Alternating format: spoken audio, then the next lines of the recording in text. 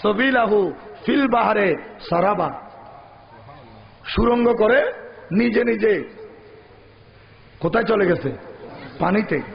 এখন হযরত সৈয়দনা ইউসা বিন নুন বলতেছেন হুজুর ঘুম থেকে উঠলে বলবো আর কি।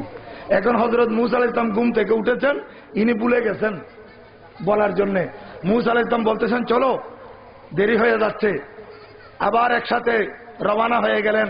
যেতে যেতে যেতে যেতে যেতে যেতে বেশ কিছু দূর যাওয়ার পর হযরত মূসা আলাইহিস সালাম বলছেন খিদে লাগছে, বসো, এখানে আমরা কিছু খাবো। এই কথা বলার সাথে সাথে হযরত সৈয়দনা ইউসা বিন নুন বলতেছেন, আল্লাহর কোরআন 63 নম্বর আয়াত, এ মূসা আলাইহিস সালাম ইন্নী নাসিতুল হুদ, হুজুর আমি মাছের কথা বলতে ভুলে গিয়েছি। হুজুর আমি আপনাকে মাছের কথা বলি নাই, শয়তান আমাকে ভুলিয়ে দিয়েছে। ওয়াত্তাখাযা সাবিলাহু ফিল বাহরে আজাবা, হুজুর আপনি যেখানে আরাম করতেছিলেন সেইখানে আমি টিফিন বক্সের মুখটা খুলে দিয়েছিলাম। টুকরা টুকরা মাছগুলো একত্রিত হয়ে একটা পরিপূর্ণ মাছে পরিণত হয়ে ওই মাছ জীবিত হলো, জীবিত হয়ে মাটিতে লাফ দেওয়ার দেরি। ওয়াত্তাখাযা সাবিলাহু, সে নিজের রাস্তা নিজে নিয়েছে, নিজের রাস্তা নিজে নিয়েছে। ফিল বাহারে, সাগরে, আজাবা, আশ্চর্যজনক ভাবে। কিভাবে? আশ্চর্যজনক। হুজুর আমাকে অবাক করে দিয়েছে, মাছটা মাটিতে পড়ে লাফাচ্ছে না, সে রাস্তা করে নিচ্ছে। ওয়াত্তাখাযা সাবিলাহু, সাগরে যাওয়ার জন্য নিজে নিজে সুরঙ্গ করে রাস্তা করে বালির ভিতরে সামনের দিকে যেতে যেতে পানিতে চলে গেছে। তখন ওই যে আমি প্রথমে আয়াত তেলাওয়াত করেছিলাম, এখন আপনাদের বুঝে আসবে ক্বালা, তখন মূসা আলাইহিস সালাম বললেন, তখন মূসা আলাইহিস সালাম বললেন, কারণ ওনাকে তো আল্লাহ পাক আগেই বলে দিয়েছেন যেখানে মরা মাছ জীবিত হবে সেখানে খিজির আলাইহিস সালাম থাকে। এখন মূসা আলাইহিস সালাম বলতে লাগলেন, ক্বালা যালিকা মা কুন্না নাবগি, এই ইউসা বিন নুন আমরা তো ওই স্থানের তালাশ করতেছি, আমরা তো ওই স্থানের তালাশ করতেছি। ওই প্রথম অনুবাদ করেছিলাম, মনে আছে? ওই স্থানের তালাশ করতেছি। এই কথা বলতে না বলতে ফারতাদ্দা আলা আযারিহিমা কসাসা, ওনারা যেহেতু সাগরী পথে সাগরের তীরে তীরে গিয়েছেন, বালিকাময় জায়গা, সেখানে নিজের পায়ের চিহ্ন পড়েছে। পায়ের কি পড়েছে? চিহ্ন পড়েছে। ওই পায়ের চিহ্ন ধরে ধরে আবার ইউ টার্ন, সামনের দিকে যাওয়া তো দূরের কথা, সাথে সাথে কি লইলেন? ঘুরে গেলেন, ঘুরে আবার এদিকে আসতেছেন। আস্তে আস্তে আস্তে আস্তে ওই জায়গায় উপস্থিত যেখানে মরা মাছ জীবিত হয়েছে সেই জায়গায় আসার পর এবার 65 নম্বর আয়াত সূরা কাহাফ 15তম পারা, যারা হেফজ করে তাদের ইসলামতে তাদের একটা কি আছে, তর্জ আছে, তাদের তর্জমতে এটা 15 পারার 20 পৃষ্ঠা।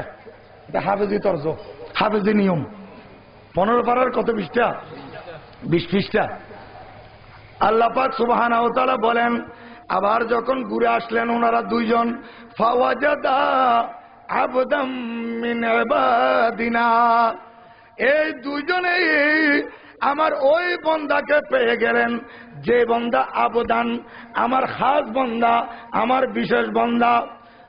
আতাইনাহু রাহমাতাম মিন ইনদিনা, যাকে আমার পক্ষ থেকে আমি অনুগ্রহ দান করেছি, যাকে আমি রহমত প্রদান করেছি। ওয়া আল্লামনাহু মিন লাদুন্না ইলমা, এবং যাকে আমি আল্লাহ সরাসরি আমার কিছু বিশেষ ইলম প্রদান করেছি।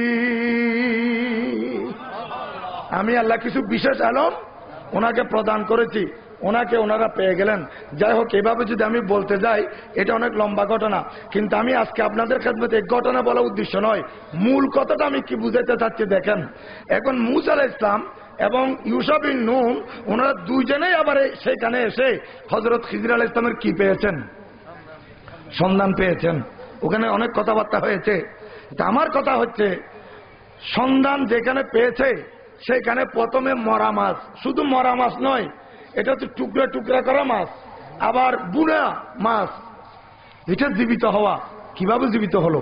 কিতাবের মধ্যে লিখতেছে, এই মরা মাছের গায়ে হযরত খিজির আলাইহিস সালাম এসে কোনো হাত লাগান নাই, অথবা খিজির আলাইহিস সালাম এসে কোনো ফুঁক দেন নাই। কিভাবে জীবিত হলো? হযরত ইউসা বিন নুন টিফিন বক্সের মধ্যে যখন উপরে মুখটা খুলে দিলেন, তখন ওই টিফিন বক্সে যে বুনা মাছের টুকরাগুলো আছে, এই মাছের টুকরায় সেই স্থানে, যে স্থানে খিজির আলাইহিস সালাম থাকে, খিজির আলাইহিস সালামের শরীরের সাথে লাগা বাতাস, খিজির আলাইহিস সালামের শরীরের সাথে ছোঁয়া বাতাস, যে বাতাস খিজির আলাইহিস সালামের শরীরের সাথে স্পর্শ হয়েছে, ওই বাতাসের ছোঁয়া লেগেছিল মাছের গায়ে। একটু বড় করে বলেন না সুবহানাল্লাহ, আল্লাহু আকবার।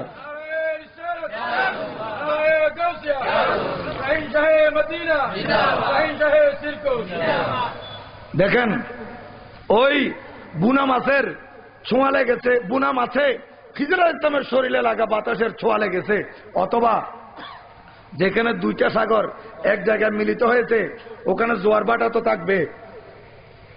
যে সাগরে জোয়ার ভাটা আছে, জোয়ার যখন আসে তখন জোয়ারের মাঝখানে যখন নদীতে আপনি যখন চলবেন, তখন আপনার স্টিমারে, আপনার ডিঙ্গিতে, আপনার নৌকায় ওই জোয়ারের পানির ছিটা গায়ে লাগে, লাগে না? অনুরূপ ভাবে এখানে হযরত খিজির আলাইহিস সালাম ওই পানির মধ্যে উযু করেন। খিজির আলাইহিস সালাম ওই পানিতে কি করেন? উযু করেন। এই খিজির আলাইহিস সালামের উযু করা পানি, যেগুলো উনি উযু করেছেন, এই উনার গায়ে লাগা পানির ছিটা লেগেছিল মাছের গায়ে। কথা বুঝেছেন? হয়তো বাতাস, যে বাতাস খিজির আলাইহিস সালামের গায়ে লেগেছে, ওই বাতাসের ছোঁয়া মাছের গায়ে লেগেছে, মরা মাছের, অথবা যে পানিতে উনি উযু করেছেন ওই পানির ছিটা পড়েছে মাছের গায়ে, সাথে সাথে মাছ জীবিত হয়ে গেছে। এখন আমি আপনাদেরকে বুঝাইতে চাই, বাতিল ফেরকা আর কিছু বলতে পারবে না এখানে, যেহেতু এটা আল্লাহর কোরআন। আমি আপনাদের খেদমতে বলতে চাই, হযরত খিজির আলাইহিস সালাম উনি নবী, অনেকে বলেছেন, কিন্তু আজকে কোন মতটা নিলাম? ওলি। তাহলে উনারকে যদি আমরা ওলি মানি, তাহলে উনি যদি ওলি হন, তাহলে ওলি হলে উনি আমার নবীর উম্মতের ওলি নন। কথা বুঝে নেন, আমার আখিরি জামানার নবীর উম্মতের কি নন? ওলি নন। উনি বনী ইসরায়েলের আগের সুলতান যুলকরনাইন, ওই বাদশার যুগের ওলি। হযরত সুলতান যুলকরনাইনের যুগের ওলি হযরত সৈয়দনা খিজির আলাইহিস সালাম। আমার নবী বলেন, আমি যেমন সমস্ত নবীগণের মধ্যে শ্রেষ্ঠ, আমি নবীর উম্মতের ওলি যারা, এরও আগের যুগের সমস্ত ওলিদের মধ্যে শ্রেষ্ঠ। তাহলে খিজির আলাইহিস সালামের গায়ে যে বাতাস লেগেছে, ওই বাতাসের ছোঁয়া মাছের গায়ে লাগলে মাছ যদি জীবিত হয়, খিজির আলাইহিস সালাম যে পানিতে উযু করেছেন, এই উযুর পানির ছিটা মাছের গায়ে লাগলে মরা মাছ, টুকরা মাছ, বুনা মাছ, এটা যদি জীবিত হয়ে যেতে পারে, তাহলে আমার শাহিনশাহ তিরকুট হুজুরে কেবলা আলম আল্লামা সৈয়দ মোহাম্মদ তৈয়ব শাহ, উনি আমার আখিরি জামানার নবীর উম্মত। শুধু আখিরি জামানার নবীর উম্মত নয়, আখিরি জামানার নবীর উম্মতের ওলি। শুধু আখিরি জামানার নবীর উম্মতের ওলি নয়, উনি হচ্ছেন আমার নবীর সরাসরি আওলাদ। তাহলে এই ওলিয়ে কামেল, উনার যদি কোনো ছোঁয়া লাগে, তাহলে তার কি অবস্থা হবে? আল্লাহু আকবার, ইয়া রাসূলুল্লাহ, জিন্দাবাদ, জিন্দাবাদ। কোরআনে পাকের এই ঘটনার সাথে আমি মিলিয়ে আপনাদের খেদমতে আরজ করব, হযরত খিজির আলাইহিস সালামের নূরানি শরীরে যে বাতাস লাগেছে, ওই বাতাসের ছোঁয়া লাগলে মরা মাছ যদি জীবিত হয়, তাহলে আল্লাহর ওলির সোহবতে যখন আপনি আসবেন, শাহিনশাহ তিরকুটের সোহবতে যখন আসবেন, শাহিনশাহ গৌসুল আজম মাজমেন্ডারের সোহবতে যখন আসবেন, শাহে আমানতের সোহবতে যখন আসবেন, আল্লাহর ওলিদের সোহবতে যখন আসবেন, আপনার মরা কলব জীবিত হয়ে যাবে।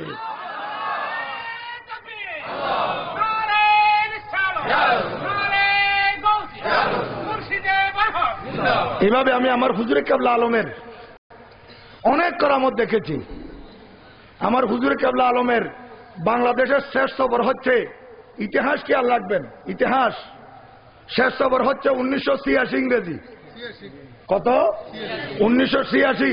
হুজুর কেবলা আলমের শেষ সফর, তখন আমি জামিয়া মদিয়া সুন্নি আলিয়ায় ফাজেল সেকেন্ড ইয়ারের পরীক্ষা দিয়েছি, কামেলে বিভিন্ন প্রোগ্রামে গিয়েছি। এই হুজুর কেবলা আলম যার ওরস পাক আপনারা করতেছেন, উনি কত বড় মহান ওলি, যার সম্পর্কে উনার আব্বাজান যিনি বানিয়ে জামিয়া আহমদিয়া সুন্নি আলিয়া শাহিন শাহ সিরকুট হুজুর কুতুবে আলম সৈয়দুল আউলিয়া হযরত সৈয়দ আহমদ শাহ সিরকুটি আল কাদরি, উনি নিজের পবিত্র জবানে বলেছেন, ইয়ে মেরা বাচ্চা তৈয়ব মাদরজাত ওলি হে, আমার এই বাচ্চা উনি হচ্ছেন মায়ের গর্বের ওলি। মনে রাখবেন, অনেক ওলি আছে যারা দুনিয়াতে তশরিফ এনে রিয়াজত, সাধনা, মোরাকাবা, মুশাহাদা, জিকির, আজকার, তসবিহ, তাহলিল, ইবাদত, বন্দেগী, উপাসনা এগুলোর মাধ্যমে বেলায়েত অর্জন করেন। আবার কিছু আল্লাহর ওলি আছে যারা মায়ের গর্ভে ওলি হন এবং মায়ের গর্ভ থেকে দুনিয়াতে আসতে ওলি হয়ে আসেন। যেমন আমার শাহিন সাহেব বগদাদ রাদিয়াল্লাহু তাআলা, উনিও মায়ের গর্ভের ওলি। এর উজ্জ্বল প্রমাণ, যেহেতু দুনিয়াতে আসতেই 18 পারা কোরআন মুখস্থ করে এসেছেন মায়ের গর্ভে থাকা অবস্থায়। কিন্তু আমি এক আন্তর্জাতিক মুফাসসির বলে, আন্তর্জাতিককে এটা বলতে শুনেছি ক্যাসেটের মধ্যে, বলতেছে আব্দুল কাদের জিলানী বড় পীর, উনি বলে মায়ের পেট থেকে 18 পারা কোরআন মুখস্থ করে এসেছে, বাজে কথা। দেখেন, আন্তর্জাতিক মুফাসসির গৌসুল আজম দস্তগীরের শানে বলতেছে মায়ের পেট থেকে উনি 18 পারা কোরআন মুখস্থ করে এসেছেন, এটা বাজে কথা। আমার মনে খুব ব্যথা লাগলো, হায়রে মৌলবী দাবি করে মানুষকে কিভাবে ধোঁকা দিচ্ছে। আমার গৌসুল আজম দস্তগীর মায়ের গর্ভ থেকে 18 পারা কোরআন মুখস্থ করে এসেছেন, এটা তো উনার জীবনীতে আছে। আরে মৌলবী কেমনে বাজে কথা বলতেছে, এটা আমি ক্যাসেট শুনে মনে দুঃখ পেয়েছি এবং কিছুদিন পরে দেখতেছি এ বাজে অবস্থায় আছে। এখন আমার গৌসে পাক মায়ের গর্ভ থেকে 18 পারা কোরআন মুখস্থ করে এসেছেন, এ বলতেছে এটা বাজে কথা, আর তাকে এখন ফেলানো হয়েছে বাজে অবস্থায়।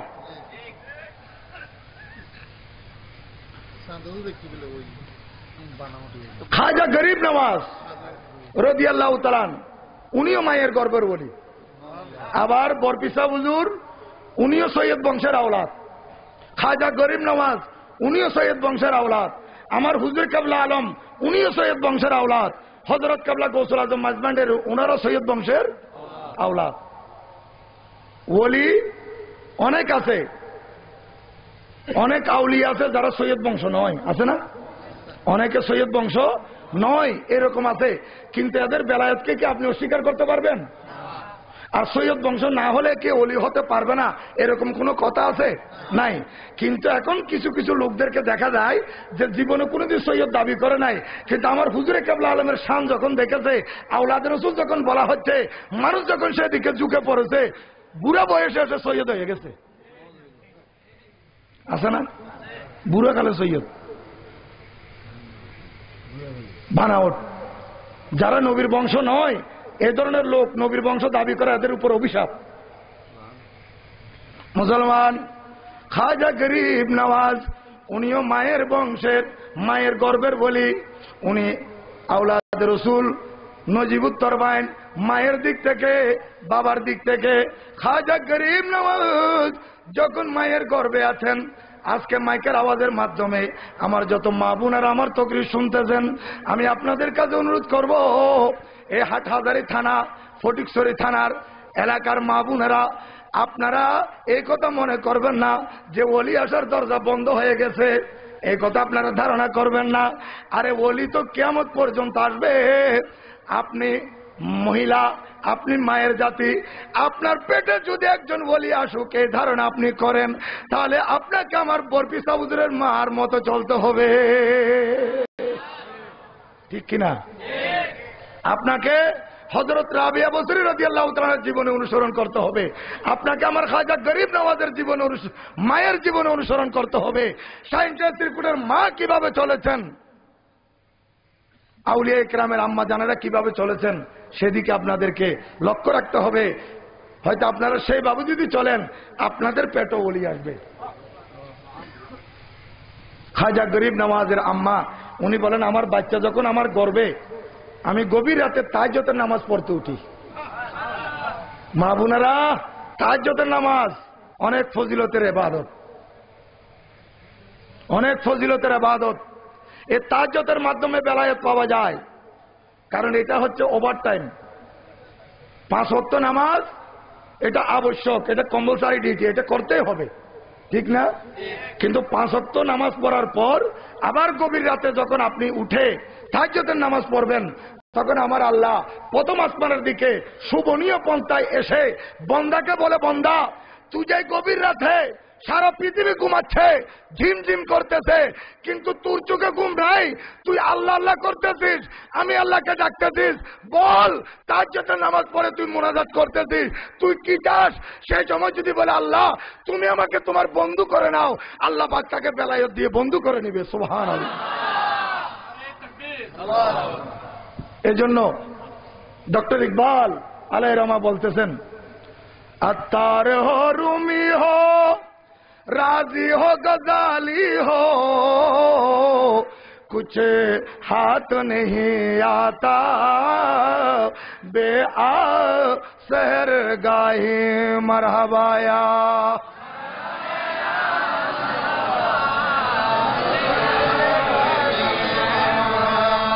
সম্মানিত হাজিরিন, খাজা গরিব নওয়াজের আম্মা বলতেছেন, আমি তাহাজ্জুদের নামাজ পড়ব, যখন ঘুম থেকে উঠে আমি উযু করতেছি, স্পষ্টভাবে শুনতেছি আমার গর্ভের ভিতরে আমার বাচ্চা মঈনুদ্দিন হাসান বড় বড় করে জিকির করতেছে। মায়ের গর্ভের বলি, মায়ের গর্ভের বলি। অনুরূপ আমার হুজুর কেবলা সৈয়দ সনদি মখদুমে আল্লামা সৈয়দ মোহাম্মদ তৈয়ব শাহ রহমতুল্লাহ আলাই, উনিও মায়ের গর্ভের বলি। এটার উজ্জ্বল প্রমাণ, 5 মাস বয়সে যখন মুখে কিছু দেওয়া হয়, শিরনি দেওয়া হয়, সেই সময় যখন শিরনি খেতে বলা হলো, তখন আমাদের যে শিশুগুলো আছে 5 বছর বয়সে, যে একটু শিরনি খাও, বুঝবে কথা? বলেন বুঝবে? 5 মাসের বাচ্চা কি কথা বুঝে? বুঝবে না। কিন্তু শাহিন শাহ শ্রীকুট হুজুরে কেবলা খেতে বলার সাথে সাথে খেতে লাগলেন, এবং ওনার বয়স যখন 2 বছর, ওনার আম্মা শাহিন শাহ শ্রীকুট রাদিয়াল্লাহু তাআলা আনহার পরিবার আহলিয়া, যার ইশারায় শাহিন শাহ শ্রীকুট চৌরবি রহমতুল্লাহের দরবারে গিয়েছিলেন। এজন্য এই দরবারের যত মুরিদান আছে শাহিন শাহ শ্রীকুটের, সমস্ত মুরিদান আমার হুজুর কেবলা আল্লামা সৈয়দ মোহাম্মদ তৈয়ব শাহ রহমতুল্লাহের আম্মার কাছে ঋণী থাকবে। কারণ ওনার উসিলায় আমরা শ্রীকুটি রহমতুল্লাহ আলাইকে পেয়েছি। কারণ শ্রীকুটি রহমতুল্লাহ আলাইকে চৌরবি রহমতুল্লাহ আলাইয়ের দরবারে যাওয়ার জন্য আমার হুজুরে কেবলা আলমের আম্মা জানেই বলেছিলেন। এখন উনি পীর মুর্শিদের দরবারে গেলেন, হুজুর কেবলা শিশু বাচ্চা সৈয়দ মোহাম্মদ তৈয়ব শাহ রহমতুল্লাহ আলাই কোলে। এখন নিজের পীর মুর্শিদের দরবারে যখন বাচ্চা একটু দুধ পান করার জন্য চাচ্ছে, তো বাচ্চা যখন দুধ পান করতে চায়, তখন মা বাচ্চাকে নিয়ে নির্জনে চলে যায়, ঠিক কিনা বলেন? নির্জনে চলে যায় যাতে কেউ না দেখে। এখন পীর মুর্শিদের দরবার আছে, একটা আদবের ব্যাপার আছে যে বাচ্চা দুধ পান করবে, এখন আমি কিভাবে দুধ পান করাই। এই জিনিসটা হযরত খাজা চৌরবি রহমতুল্লাহ যখন লক্ষ্য করেছেন যে এখানে বাচ্চা দুধ পান করতে চাচ্ছে, আর বাচ্চার মা এখানে এতগুলো লোকের সামনে দুধ দিতে পারছে না, যার কারণে মাও কষ্ট পাচ্ছে, আর বাচ্চা মাকে বলতেছে দুধ দেওয়ার জন্য। এখন মা কি করবে? নিরুপায়। তখন চৌরবি রহমতুল্লাহ আলাই মাকে কিছু বলার নাই, বাচ্চার মাকে সরাসরি 2 বছরের বাচ্চাকে বলতেছেন। বড় করে বলেন না সুবহানাল্লাহ। এই হুজুর কেবলাকে বলতেছেন, বাচ্চা তুম বড়া হো গিয়া, দুধ মত পিও। শোনো বাচ্চা তৈয়ব, তুমি তো বড় হয়েছ, মাকে দুধ দিতে আর বলো না, তুমি আর দুধ পান করো না। এখানে মনে রাখবেন, আবার আমি ছুটে যাবে এই জন্য আপনাদেরকে মনে করাই দিচ্ছি, বাচ্চা তুমি দুধ পান করো না, এতটুকু কথা। তৈয়ব, আচ্ছা তৈয়বটা কোত্থেকে আসলো? এটা বলে আবার এখানে আসতেছি। হুজুর কেবলা সৈয়দ আহমদ শাহ শ্রীকুটি রহমতুল্লাহ আলাই যখন নিজের পীর ও মুর্শিদের দরবারে খেদমত করতে করতে নিজের পীর মুরিদের উপর রাজি হয়ে গেছেন এবং খেলাফতও দিয়েছেন। এক পর্যায়ে উনি বলতে লাগলেন, চরবি রহমতুল্লাহ আলাই নিজের মুরিদকে এই বৃদ্ধাঙ্গুলি নিজের মুরিদের পিঠের মধ্যে রেখে এভাবে ঘষা দিয়ে বলতেছেন, ইয়ে 5 চিজ তুম লে লো, ইয়ে 5 চিজ তুম লে লো। এ সৈয়দ আহমদ শ্রীকুটি, আমার পক্ষ থেকে এই পবিত্র জিনিসটা তুমি নিয়ে নাও। পবিত্রের আরবি হচ্ছে তৈয়ব। পবিত্রের আরবি কি? তৈয়ব। এটা হুবহু আমার গৌসে পাক রাদিয়াল্লাহু তাআলা আনহু ওনার করামতের মতো হযরতে আল আরবি যখন আমার গৌসে পাকের দরবারে এসেছেন, হুজুর আমার একটা ছেলে নাই, আমাকে একটা ছেলে দেন। শাহিন সাহেব বাগদাদ বলেছেন, তোমার তকদিরে তো কোনো ছেলে নাই, হুজুর আপনি তো আল্লাহর মহান ওলি, আপনি চাইলে তো দিতে পারেন। বলে তোমার তকদিরে নাই, কিন্তু আমার কাছে 50টি ছেলে আছে, ওখান থেকে একটা তোমাকে আমি ট্রান্সফার দিয়ে দেব। আসো তুমি আমার পিঠের সাথে পিঠ লাগিয়ে দাও। হযরত আল আরবি রাদিয়াল্লাহু তাআলা যখন শাহিন সাহেব বাগদাদের পিঠের সাথে পিঠ লাগিয়ে দিয়েছেন, আমার গৌসে পাক ওনার একটা ছেলে হযরত আল আরবিকে দিয়ে দিয়েছেন এবং বলেছেন, তোমার এটা ছেলে সন্তান হবে, আর এটা যখন পুত্র সন্তান হবে এটার নাম রাখবে মহিউদ্দিন। ঠিক আল আরবির ছেলে মহিউদ্দিন ইবনুল আরবি। অনুরূপ ভাবে হযরতে সৈয়দ আহমদ শাহ শ্রীকুটি রহমতুল্লাহ আলাইকে চৌরবি রহমতুল্লাহ আলাই বলেছিলেন, এই পবিত্র জিনিস তুমি নিয়ে নাও। কি মানে? হযরত চৌরবি রহমতুল্লাহ আলাই উনি এটা বৃদ্ধাঙ্গুলের গঠা দিয়ে ওনার পৃষ্ঠার মধ্যে একটা পবিত্র সন্তান দিয়েছিলেন। এই সন্তান দুনিয়াতে যখন আসলো, তখন শ্রীকুটি রহমতুল্লাহ আলাই এই সন্তানের নাম রাখলেন তৈয়ব। তৈয়ব মানে পবিত্র, পাক। ওই যে বলছে ইয়ে 5 চিজ, এ পাক আরবি কি? তৈয়ব। হুজুর কেবলা তৈয়ব শাহ রহমতুল্লাহ আলাই দেখেন মা আর দুধ দিচ্ছেন না, বাচ্চার দুধ পান করার জন্য মাকে কিছু বলছেন না। এভাবে পীরের দরবার থেকে নিজের ঘরে যখন চলে যান, ঘরে যাওয়ার পর মা বাচ্চাকে বলতেছেন, আও বাচ্চা দুধ পিও। তখন শাহিন শাহ শ্রীকুট হুজুর কেবলা তৈয়ব শাহ রহমতুল্লাহ আলাই বলতে লাগলেন, माँ मैं दूध नहीं पीऊंगा क्योंकि बाजी ने माना फरमाया। अम्मा আমি আর কখনো দুধ পান করব না, যেহেতু বাজি হুজুর মানা করেছেন আমাকে দুধ পান করতে। হযরত শ্রীকুটি হযরত চৌরবি রহমতুল্লাহ আমাকে বারণ করেছেন দুধ পান করতে। মা আমি আর দুধ পান করব না। 2 বছরের শিশু। দেখেন আমাদের আপনাদের বাচ্চাদেরকে দুধ ছাড়াতে কত বাহানা করতে হয়, কিন্তু এদিকে চৌরবি রহমতুল্লাহ শুধু বলে দিয়েছেন, তুমি বড় হয়ে গিয়া দুধ মত পিও, তুমি বড় হয়েছো আর দুধ পান করো না। এরপর থেকে আর দুধ পান করেন নাই। 4 বছর বয়স আব্বাজানকে বলতেছেন, আব্বাজান মসজিদে আপনি আল্লাহকে দেখেন, আমিও দেখব। 7 বছর বয়সে আব্বাজানের সাথে এসেছেন গরিব নওয়াজের দরবারে। কয় বছর বয়স? 7 বছর বয়স গরিব নওয়াজের দরবারে এসেছেন। এদিকে হযরত শ্রীকুটি রহমতুল্লাহ আলাই গরিব নওয়াজের দরবারে জিয়ারতের হতো, আর 7 বছরের শিশু হযরত তৈয়ব শাহ রহমতুল্লাহ আলাই উনি সেখানে ঘুরে ফিরে করতেছেন। দরবারে ঘুরতে ঘুরতে দেখতেছেন একজন বৃদ্ধ লোক ওনাকে খুব আদর করেছেন। একজন বৃদ্ধ লোক ওনাকে পেয়ে অনেক কথা বলেছেন, অনেক কথা বলেছেন। ওই বৃদ্ধ চলে যাওয়ার পর এই 7 বছরের শিশু আব্বাজানের কাছে এসে বলতে লাগলেন, আব্বাজান আমি ওইদিকে যখন গেলাম একজন বৃদ্ধ লোকের সাক্ষাৎ হয়েছে, উনি আমাকে খুব আদর করেছেন এবং আমাকে অনেক কিছু বলেছেন। শ্রীকুটি রহমতুল্লাহ বলতেছেন, বাচ্চা তুমি ছোট, গরিব নওয়াজের দরবারে এসেছো, গরিব নওয়াজ খুশি হয়ে তোমাকে সাক্ষাৎ দিয়েছেন। আল্লাহু আকবার, ইয়া রাসূলুল্লাহ জিন্দাবাদ। দেখেন এই হুজুর কেবলা আল্লামা সৈয়দ মোহাম্মদ তৈয়ব শাহ রহমতুল্লাহ আলাই আস্তে আস্তে আস্তে আস্তে যখন বড় হলেন, লেখাপড়া করলেন, বাবাজানের পক্ষ থেকে ওনাকে খেলাফত দেওয়া হলো।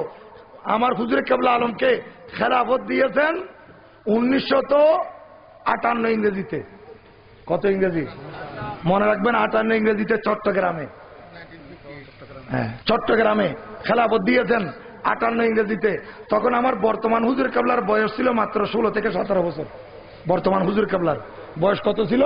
16 থেকে 17 বছর। আর হুজুর কেবলা রহমতুল্লাহ যার উরুসে পাক হচ্ছে, ওনাকে খেলাফত দিলেন আব্বাজান। খেলাফত দেওয়ার পর এই 58 ইংরেজিতে হুজুর কেবলা গেছেন যে আর আসেন নাই। আর এদিকে আমার এই হুজুর কেবলা গেছেন 86 ইংরেজিতে, আর আসেন নাই। শিরকুটি রহমতুল্লাহ গেছেন 58 ইংরেজিতে। 61 হিজরিতে হুজুর ইন্তেকাল করেছেন। ইন্না লিল্লাহি ওয়া ইন্না ইলাইহি রাজিউন। এরপর থেকে দরবারের দায়িত্ব আমার হুজুর কেবলা আলমের হাতে, আল্লামা সৈয়দ মোহাম্মদ তৈয়ব শাহ রহমতুল্লাহ আলাইহি। উনি দরবারের দায়িত্ব পালন করেছেন। মাঝে মাঝে চট্টগ্রাম বাংলার জমিনে আসা যাওয়া করেছেন। এরপর যখন দেশের মধ্যে এই তখন তো ছিল পূর্ব পাকিস্তান, তখন কি ছিল? পূর্ব পাকিস্তান। যখন একটু একটু গন্ডগোল দেখা দিল, এরপর থেকে হুজুর কেবলা এই বাংলাদেশে আর আসেন নাই। এসেছেন 76 ইংরেজিতে। কত? 76 ইংরেজিতে। ইতিহাস মনে রাখবেন, 76 ইংরেজি। আর এদিকে চট্টগ্রামের এশিয়া বিখ্যাত দ্বীনি প্রতিষ্ঠান, ইতিহাস মনে রাখবেন, জামিয়া আহমদিয়া সুন্নিয়া আলিয়া, এটার ফাউন্ডেশন দিয়েছিলেন হুজুর কেবলা আল্লামা শিরকুটি রহমতুল্লাহ আলাইহি 1954 ইংরেজিতে। কত? 1954। আর ঢাকা মোহাম্মদপুর কাদেরিয়া তৈয়বিয়া, এটা এই মাদ্রাসা হুজুর কেবলা আলম সৈয়দ মোহাম্মদ তৈয়ব শাহ রহমতুল্লাহ আলাইহির হাতে দেওয়া হয় 1968 ইংরেজিতে। কত ইংরেজি? 68 ইংরেজি। মনে রাখবেন। এইবার 21শে অক্টোবর 15ই জিলহজ জামিয়ার ময়দানে সোমবার হুজুরে কেবলার ওরস পাক হয়েছে, হয়তো আপনারা অনেকে গিয়েছেন।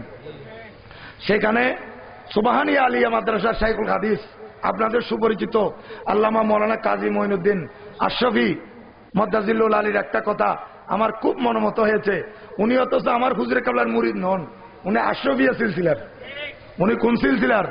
আশরাফিয়া সিলসিলার। কিন্তু আমার হুজুরে কেবলার তারিফ উনি অকপটে এইভাবে করেছেন যে সারা বাংলাদেশের যত পীর মশায়েখ আছে, সমস্ত পীর মশায়েখ এবং পীর মশায়েখের মুরিদানদেরকে যদি জিজ্ঞাসা করা হয়, ঢাকা রাজধানীর বুকে একটা পিওর সুন্নি মতাদর্শের উপর প্রতিষ্ঠিত কোন পীরের একটা কামেল মাদ্রাসা দেখিয়ে দেন, তখন সবাইকে একথাই বলতে হবে, ঢাকার মধ্যে একটাই কামেল মাদ্রাসা পাক্কা সুন্নিয়তের উপর প্রতিষ্ঠিত, এটা যে প্রতিষ্ঠান করেছেন আল্লামা সৈয়দ মোহাম্মদ তৈয়ব শাহ রহমতুল্লাহ আলাইহি। বড় করে বলুন সুবহানাল্লাহ। একটা প্রতিষ্ঠান কামিল মাদ্রাসা সুন্নি প্রতিষ্ঠান ঢাকা মোহাম্মদপুর কাদেরিয়া তৈয়বিয়া। ওনারা দিন ধর্ম মাদ্রাসার খেদমত করেছেন এবং 1975 ইংরেজিতে হালিশহর মাদ্রাসা হুজুরে কেবলার হাতে আসে। 1976 ইংরেজিতে চন্দ্রগুনা মাদ্রাসা হুজুরে কেবলার হাতে আসে। এই বছর আমার হুজুরে কেবলা আলমের বিভিন্ন প্রোগ্রামে যাওয়ার আমার সুযোগ হয়েছে। সে চন্দ্রগুনা খন্দকার পার একটা জায়গা আছে, ওখানে আমি একটা মাহফিলে গেলাম, ঈদগাহ মাঠে, তাও একটা মাহফিল হয়েছে। তো মাহফিল শেষে আমাকে যে ঘরে নিয়ে যাওয়া হলো, প্রথমে ড্রয়িং রুমে আমাকে বসালেন। বসানোর পর বলতেছে হুজুর একটু ভিতরে আসেন। তা আমি বলতেছি কেন ভিতরে যাব? বলে একটু আসেন না। তখন আমি ভিতরে গেলাম। ওই ভদ্রলোক মুরব্বী, উনি হচ্ছেন আলহাজ মোহাম্মদ মীর মোহাম্মদ সুলাইমান। উনি বলতেছেন হুজুর ভিতরে আসেন। আমি তারপরে ড্রয়িং রুমের পরের কামরায় গেলাম। বল হুজুর এই চৌকিটা দেখেন। দেখলাম এখানে যে বিছানা আছে, যে মুসরি আছে, যে চৌকিটা আছে, এইটা 1976 ইংরেজি। কত? 1976 ইংরেজিতে।